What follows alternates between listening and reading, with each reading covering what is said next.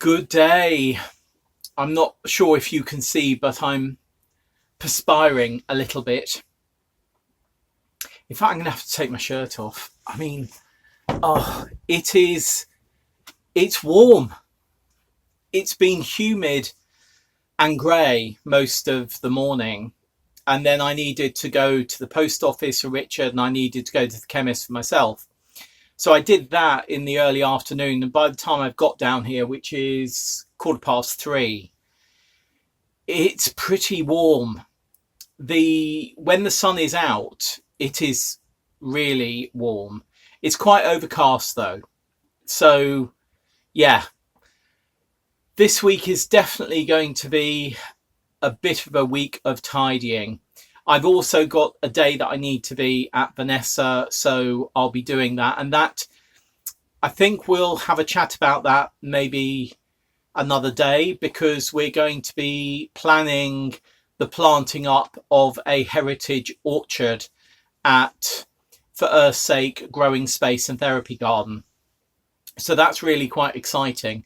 And we're meeting Peter May, who some of you may know, at Vanessa's tomorrow to talk about heritage apples and the heritage fruit trees, actually, because it's not just going to be an apple orchard. And then I think it's going to be just sort of quite a lot of tidying. I really need to get my head, as I did yesterday with the polytunnel. Was that yesterday? Anyway, whenever I did it, I need to get my head into gear to clear up in here, and I need to get my head into gear to clear up out there.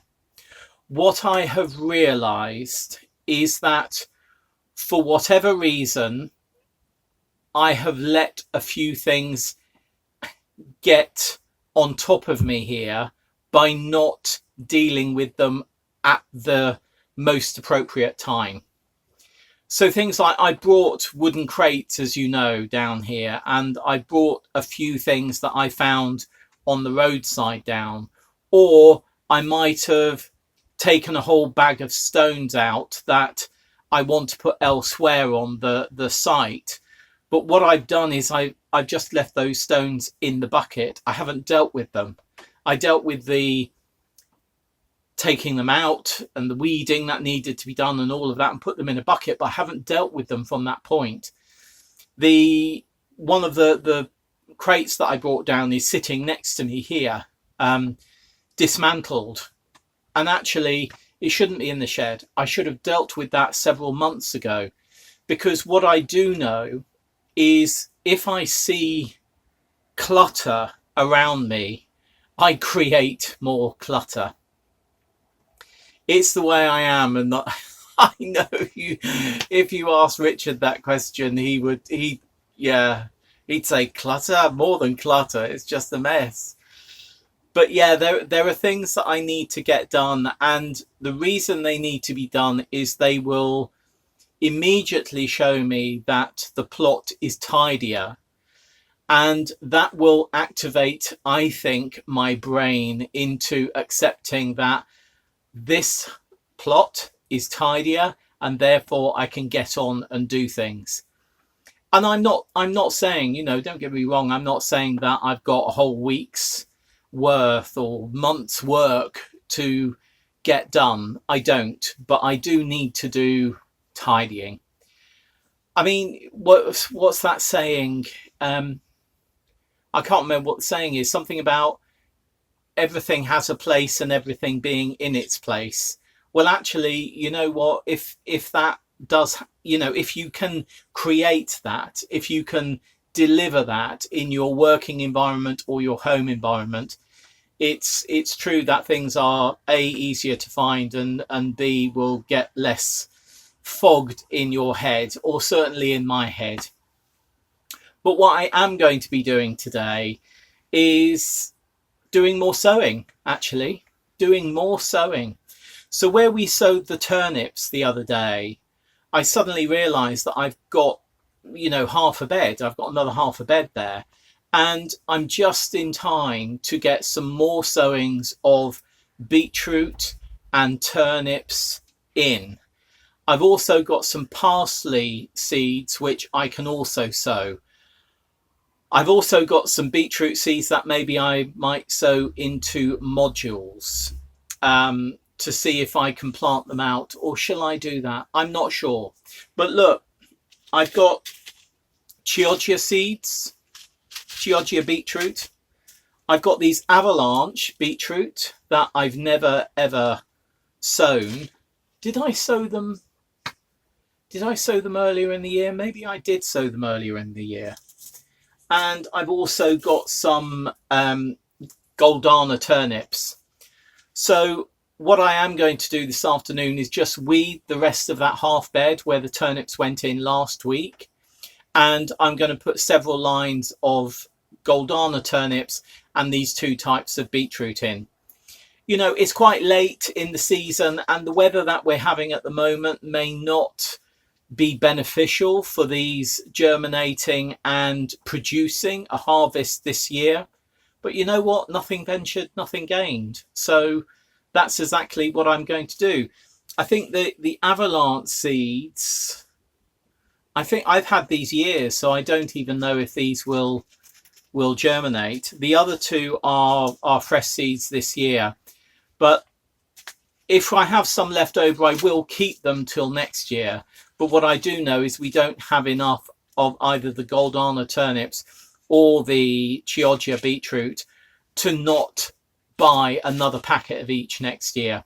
We don't have enough to go through the whole of next year, in other words.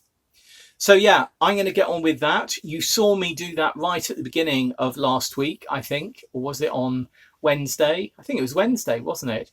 So not even a week later, I'm going to do more sowing. So I'm going to link back to last week's sowing here, so you'll know exactly what I did. And I'm going to get on and do it now. I'll show you it when it's done. I'll show you it when it's done. I also noticed on one of the brassicas I put in a couple of days ago, or a couple of weeks ago rather, I noticed either a big regurgitation or the other end full of pips. They might be cherry pips, I think, because I don't think anyone has got. They might be plums, of course. They could be plums, very small plums, or damsons maybe.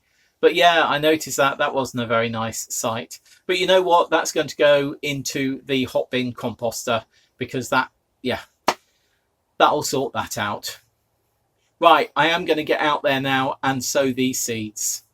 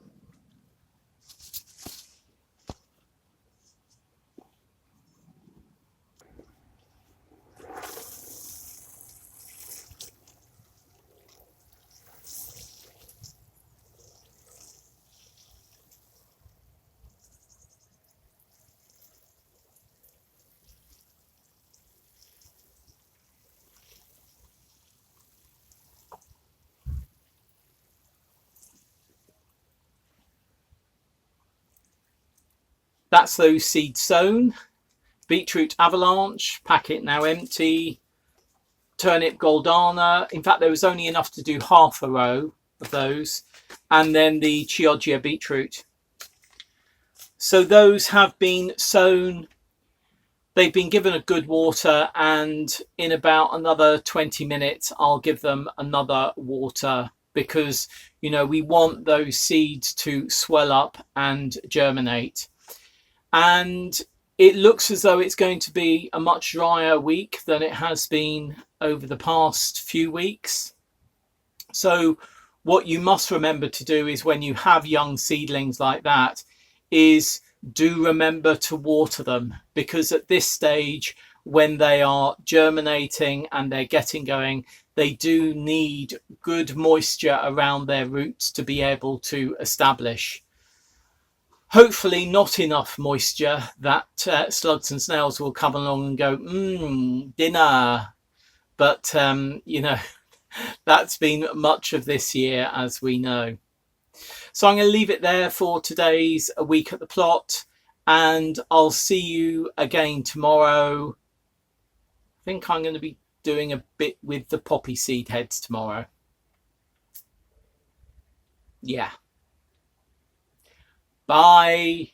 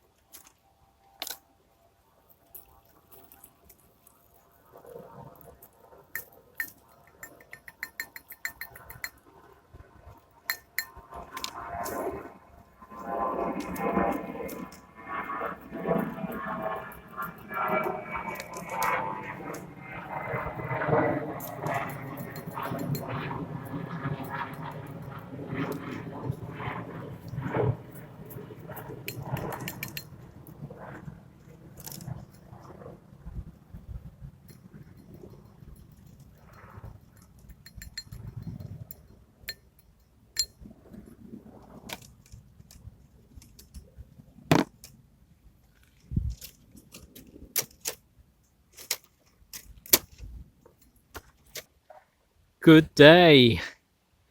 I was mentioning that this week is going to be a bit of a tidying up week.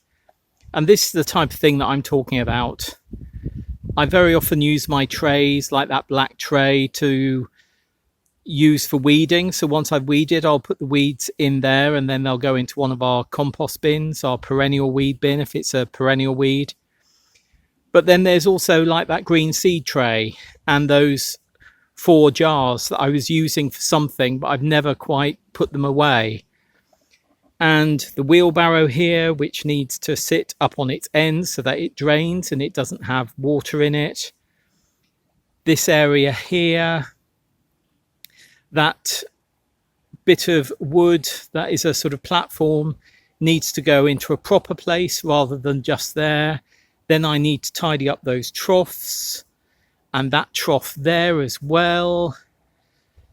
And then over in this corner, as you can see, there's some more poppy heads which I'll be taking off and adding to the seeds that I just done.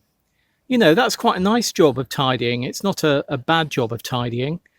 And then there's a plant pot on the floor. That's the bucket of weeds and stones that I was talking about. Just basically tidying up. And I'm not sure if you can see, but you see in the middle there, that's actually used by a fox, I think, or potentially cats as well. That little run through. And all of that needs a weeding and a pulling. And that bindweed needs pulling out. Yeah, and, just tidying. And actually, later this week, with a bit of radio on, I think that will be quite nice. So yeah, that's what I'm talking about when I'm saying tidying. And as I say, the jobs aren't all bad. Doing these poppy seed heads and about another 100 that I've got elsewhere, be quite nice just to sit down with those and de-seed them. So that's what I mean about tidying.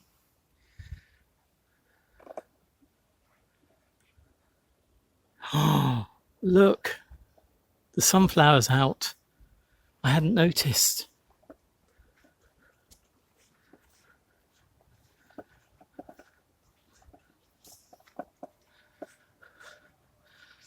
Oh, look, can you see? Isn't that just gorgeous? Bee thinks so as well.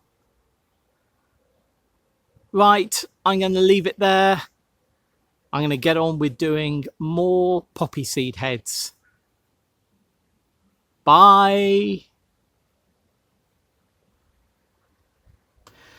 32.9 degrees in the shed at the moment, though the minimum says it's been 2.9 degrees over the past 10 days, which was the last time I reset it.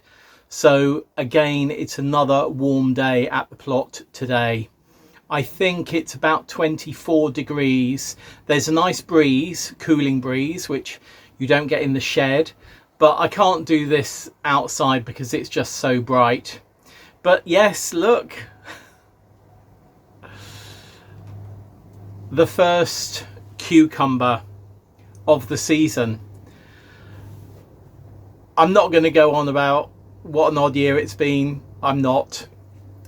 The joy for me is seeing what people are sharing on Planet Vegetarian as harvests, when they're uploading their photos of harvests that they've had, and it's really fabulous to see that.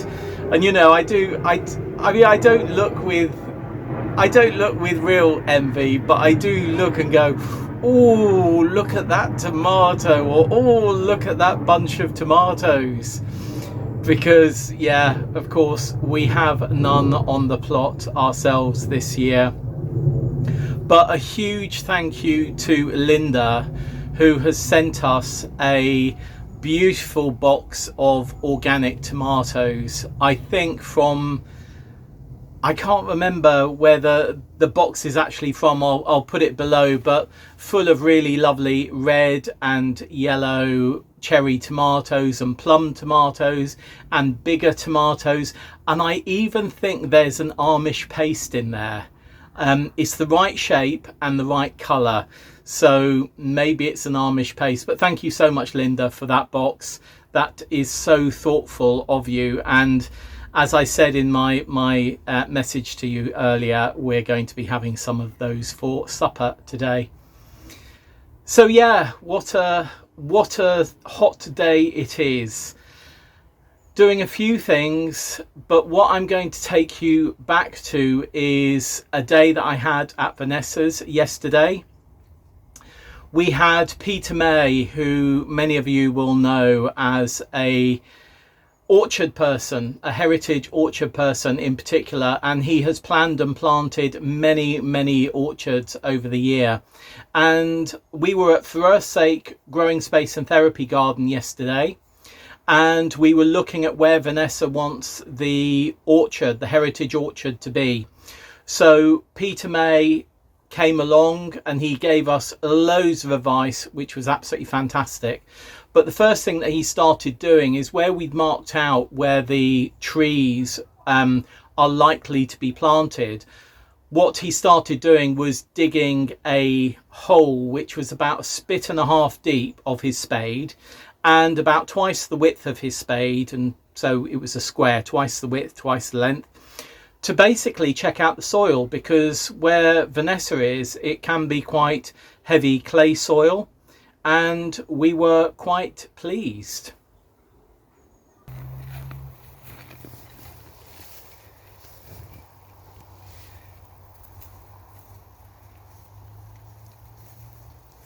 And what are you looking at there, Pete? Sort of soil structure, really. If it's sort of compacted, it would be sort of smeared and very heavy, and the roots wouldn't be able to get down into the soil. It's got relatively crumbly. Yeah, nice and crumbly, which is all good news, really. Oh, excellent. So, you know, some clay soils, you dig into them and it's just solid. This is, you know, it's got... It can be field by field around here. At the lodge, it's you've made actually some pottery out of it. but here it doesn't seem too bad. Well, when you get deep enough, I found blue clay here. Oh, have you? Oh, yeah, Where? a bit deeper than him. Well, when I dug that hole just Ah, over there, once I was down about 3 foot, you were getting blue. 3 foot, all right. Yeah. That should be okay. So that was the first hole that was dug in an area that we had marked up as a heritage fruit tree being planted there. And over the coming hour or so, Peter and I also went to 5 other of the areas that would be marked up for tree planting, and did exactly the same thing. I must say, I stood back and watched him. I was learning, and he was doing all the hard grunt work. But it was really interesting that once we had done about 6, it became clear that there was some compaction of soil in the middle of this field area that's going to be the orchard, but around the edges it was much more crumbly and quite light. And in fact, in some areas, when Peter just put his foot on the spade and pushed down, it just sliced in like butter. But let me just show you now the area that the heritage orchard is going to be in. So Peter's now digging a spit hole over there. All of these posts are where a fruit tree will be positioned. And what Peter's been doing is digging a hole in each. You can just see where we filled in the hole here, just there, to see what the soil is like, to see whether it's compacted, compressed. And we think in this middle area, maybe because that's where the gate is over there, over the years this middle area has been a little bit more compacted, because certainly where Peter's dug over there, down there, and where he is at the moment, the soil is really nice and crumbly and not compacted, where in this area just here it's a little bit more compacted, but that may mean that we just dig bigger holes. That's the space that we're planning and going to be planting a heritage orchard. The trees, we're going to be choosing those with Peter over the coming maybe about 6 to 8 weeks. We want heritage varieties. We don't just want the bog standard varieties. So, you know, that's quite exciting. I've got a Winter King here, and it would be lovely to see if we could get a twin for that Winter King as well.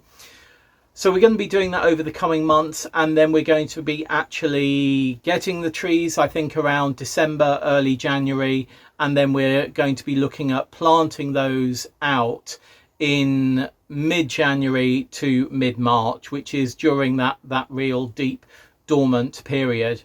And I think there's 35 trees that we're looking at in total, and we'll most probably be doing 20 in the first year, i.e. next January and February, and January, February, March, and then we'll do a further batch of maybe 10 to 15 the following year. And that will give us an opportunity to learn. And of course, there may be some varieties that we'd really like, but they might not be available for another year.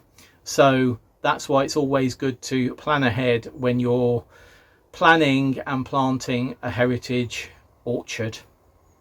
Anyway, I'm going to leave it there. A little bit different today, but I do have my cucumber, so we do have something from the plot. See you again soon. Bye.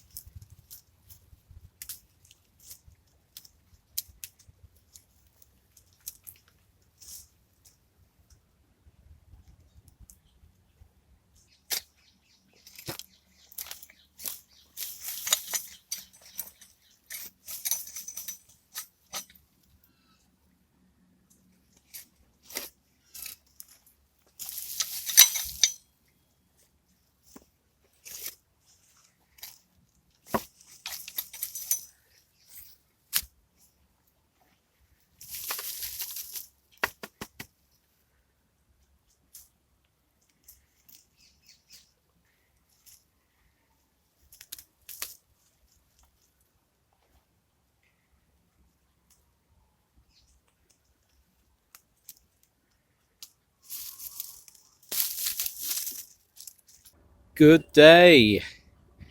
And yes, I've decided today is the day to start tackling this bed. I've only just literally turned maybe 3 or 4 forks there. The soil is good, but I've already turned up a red ant's nest over there, or red ant's nest over there. But this job needs to be done, and the amount of sankfoil, look at all that sankfoil. Oh, but you know what, just going about it isn't going to get the job done. So I'm going to crack on and do what I can do today. The ground is quite loose, but the challenging thing is going to get the roots of the sankfoil out. I'm thinking now that I might actually do our overwintering garlic in that bed rather than this bed. But you know what, that's sort of, I don't know, 6 weeks away anyway, so things could change. Come on, Paul, crack on. About half an hour in, and you can see there's maybe a third of the bed done. And what I immediately know is that this is going to need several passes of forking it to a fork's depth. There will be some that go, Paul, go no dig, go no dig. This is a no dig bed. This has been a no dig bed since we put it in almost 2 years ago. The issue is, and we put it in, we strimmed it right down, we took out perennial weeds as much as we could, put down 3 thick layers of cardboard and then compost on top. But the bane of the life here is sankfoil. I mean, so much of this in here is sankfoil. That's bindweed, obviously, the white root there. But it's this sankfoil, not that leaf. Let's get rid of that leaf, that's confusing. This one, which just trails, it's a wild strawberry and it trails and is much more voracious in setting roots than a cultivated strawberry. This here is bindweed, as you can see, with the white roots, and also sankfoil. There's the sankfoil, and it's this that we need to get out. I think if we were going to do no dig on this bed from scratch, I'd have to black out all light for at least 5 years, if not longer, because I know sankfoil can remain in the ground for years. It has these roots, and that can just lay dormant in the ground for years and years and years, and then as soon as you start cultivating, it starts growing. So we need to get as much of this root out as possible. The other beds there, and also there, but particularly those two and the one over there, have already had everything taken out of them, all the compost taken out of them a year ago, and then put back in. I'm thinking we might end up doing that with this one. But step by step, first of all, get as much of the sankfoil and bindweed out of here as I can. Let's just go over there. I mean, you can see that mat of sankfoil in there. It is just voracious when it comes to setting roots. Look how it's coming out here. Look at that, all of that. That's sort of from one plant. Can you imagine a cultivated strawberry? We'd be really happy with that, doing that. But yeah, that all needs to come out. And also I've got some lavender in here. I'm taking that out because I really want to clear the bed completely. But as I say, it's going to need more than one afternoon to work this. One afternoon to clear as much as I can, and then another afternoon to do the whole thing again, but trying to get those really deep roots out. I know I go on about cinquefoil, but this is why. There's my fork, going a good fork's depth, lifting, and the fork just passes through.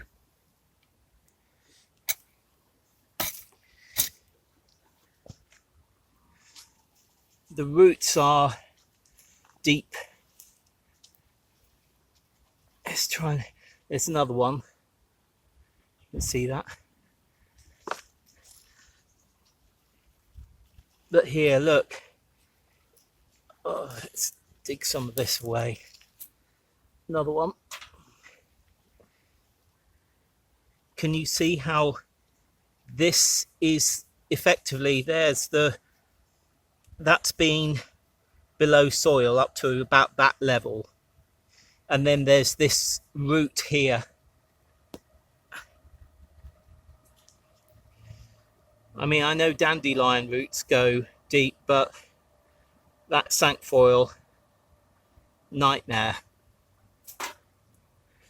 Give me bindweed any day.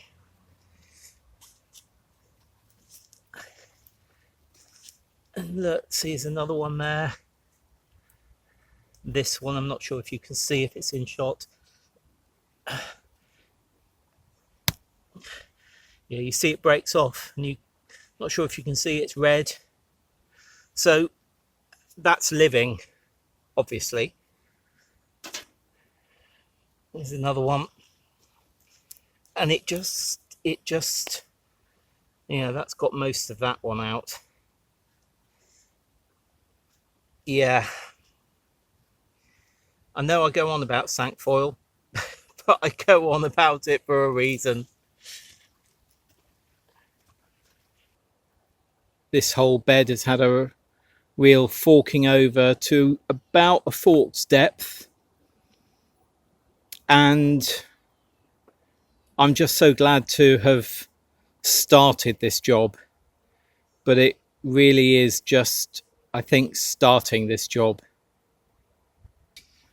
As I was forking it, as I was taking the weeds out and forking it and getting as much of that cinquefoil out as I could, I was thinking about the benefit that I received in the two beds next to it when last year I took all of the compost out, put them into jumbo bags, then weeded that soil underneath to a fork's depth, so without the compost on top, then put cardboard down, then put the compost back on top. And I sort of think that that's the sensible thing to do. Of course, we also now have the beds at the end, the smaller beds at the ends of those two beds. So what I could do is do all of that in one go. And I think that's most probably sensible to do that. Whether I do that or not, time will tell. You know, oh gosh, I was going to say we're getting into the winter months. No, we're not, Paul. We're not even getting into the autumn months yet. We will be soon, in a matter of days, into meteorological autumn. And those are good jobs to get done in the autumn time. So what I've been thinking is, where am I going to put my garlic this year? Shall I do garlic? We've still got plenty of garlic from the harvest. We've also got garlic in the freezer. But you know what? I don't think I can go through a winter without seeing green shards of some type of allium. We're not going to do overwintering onions this year. I have decided that for sure. We are not doing them.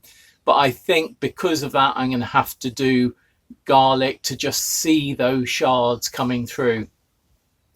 And then we've got broad beans, of course, that we will be sowing as well. Where will they be going? I'm not quite sure yet. I'm thinking potentially in the pumpkin area, the pumpkin No, they can't go in there, can they? Because the Brussels sprouts are in there. No, they could go in there. I'm going to have a look to see if there's any issue with growing Brussels sprouts and broad beans together, or brassicas and broad beans together. I don't see why there would be. But yeah, I think I'm going to do garlic in the bed where the celery is at the moment. But then that means moving the celery. You know what? I haven't decided.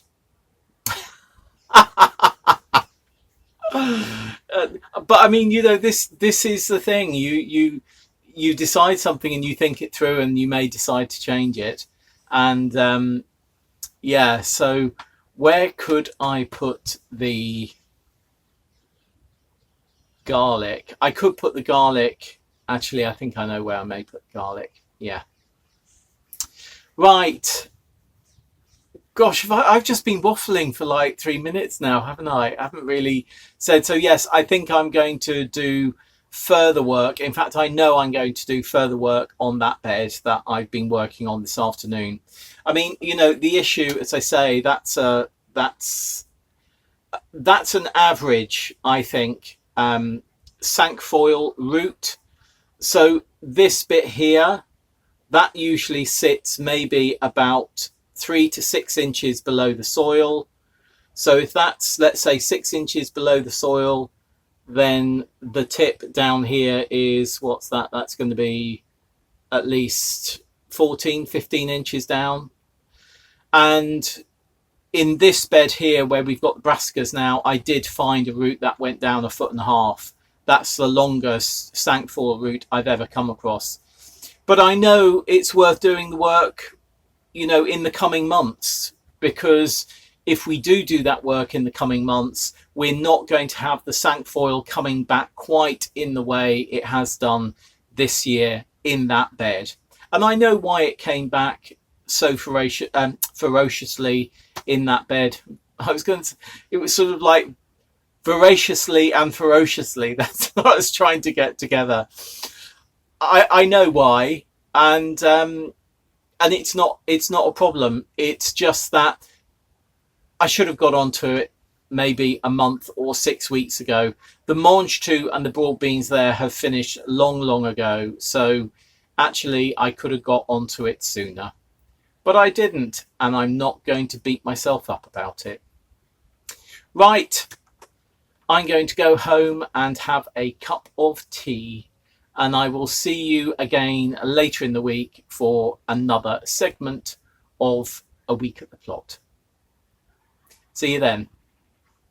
Bye.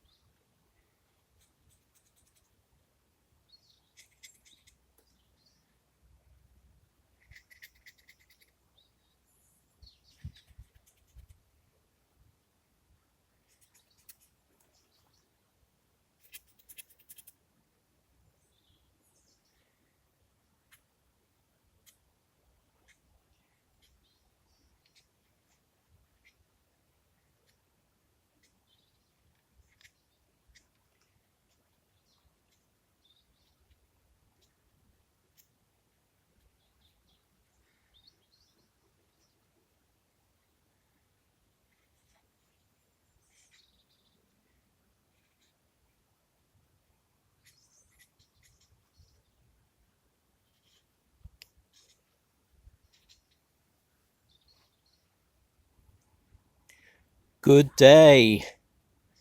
Today is judging day for our annual sunflower growing competition, and it's my job to supply the measuring sticks.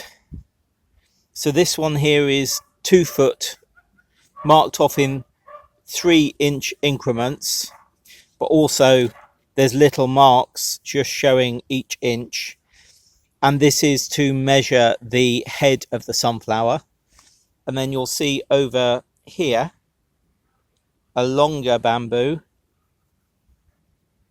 which is actually 13 foot long, marked off in foot segments, and that is to measure the height of the growing sunflower. So this one measures the width of the sunflower head, and the one over here measures the height of the growing sunflower.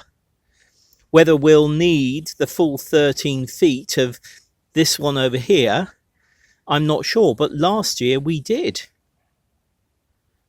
The other day on Planet Vegetaria, I was mentioning that I was harvesting our Portuguese cabbage that we put into this bed maybe about 6 weeks ago, I think, and how big the leaves were.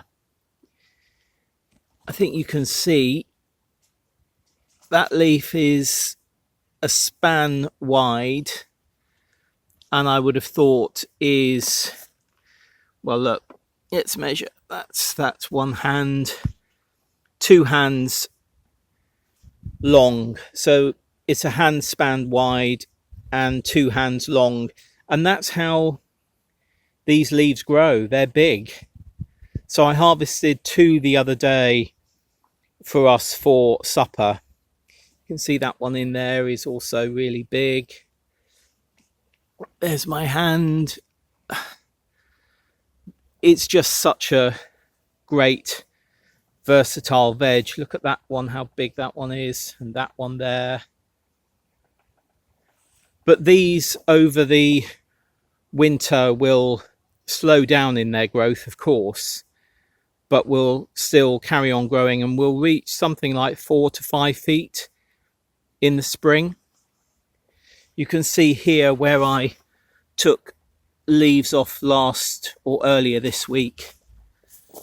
I took 2 off there. You can see where they're broken off. I'm going to need to, now you can see this net is actually stretching. It doesn't stretch across, so I'm going to have to put this net across this row and another net across these. Around here, we've got the dazzling blue kale, which hopefully you can see has got a sort of tinge in the spine. But these are well harvestable as well. You know, much narrower in the breadth there, but sort of, you know, foot or so long. These are Cavallo Nero. Another one with a tinged vein there, which is another dazzling blue kale. So I weeded this a couple of weeks ago. Oh, look at that perfect Portuguese cabbage there. Yeah, I weeded this a couple of weeks ago, and I'm going to need to go in there and weed again. But you know what? I can do that next week when I'm sorting out the nets. But yeah, really pleased with that. If we come over here, someone said to me Friday, oh, you're not picking your beans. Well, these beans are actually being left for seed saving.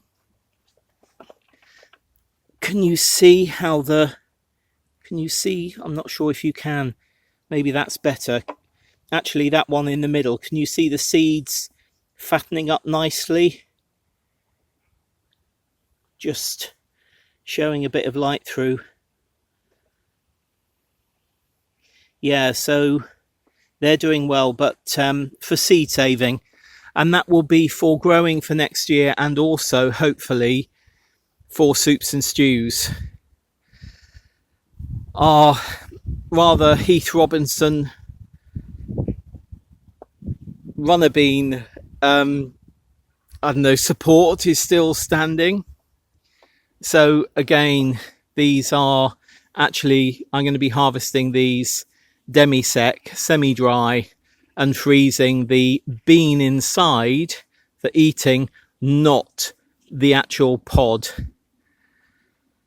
So we use these runner beans, which are Shaz's Scarlet Emperor runner beans. We use them as kidney beans, basically. Oh, it is a lovely day. The bed I did the other day. I've got, erratic germination in the turnips here.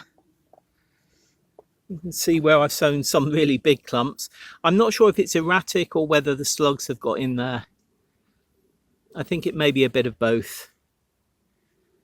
Erratic germination, because certainly here I've been heavyweight in the sowing, but I mean, if some have germinated, all of them should have germinated because they're all from the same seed. So I think it's erratic germination. But yeah, I'm going to carry on tidying today. We had a day out at Dungeness yesterday with Pag and Ange, which was absolutely lovely. So today is a day of tidying. And as I say that, the sun is beginning to come out, which is lovely. Okay, I shall leave it there for this week's A Week at the Plot and see you again very soon for another segment or full week upload. Bye.